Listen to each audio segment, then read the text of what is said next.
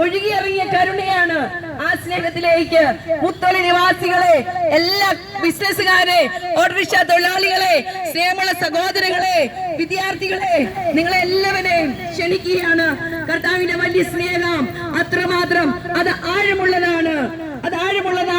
ഹൃദയത്തിന്റെ വികാര വിചാരങ്ങളെ വിചേദിച്ചറിഞ്ഞുകൊണ്ട് അത് സൗഖ്യം നൽകുന്നതാണ്.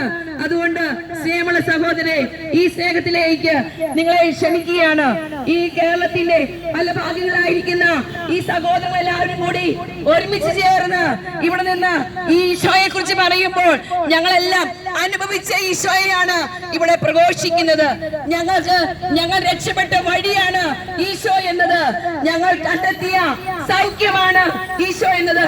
അതുകൊണ്ട് സ്നേഹമുള്ളവരെ, കർത്താവിന്റെ ആ വലിയ സ്നേഹം, കർത്താവിന്റെ കരുതല് അനുഭവിക്കുവാൻ ഇനിയും അമാദിക്കരുത്. സ്നേഹമുള്ളവരെ, ഈ കാലഘട്ടം വിശ്വസിക്കുന്ന ഒരു സമൂഹത്തെ ഒന്നിച്ചു ചേർക്കുന്ന ഒരു കാലഘട്ടമാണ് ഇത്. ഒരു വലിയ തെരഞ്ഞെടുപ്പിന്റെ കാലഘട്ടമാണ്. ഈശോ എന്ന നാമത്തിന്റെ കീഴില് രക്ഷപ്പെടുന്ന ഒരു സമൂഹത്തെ പിടിച്ചു മാറ്റി നിർത്തുന്ന ഒരു കാലഘട്ടമാണിത്.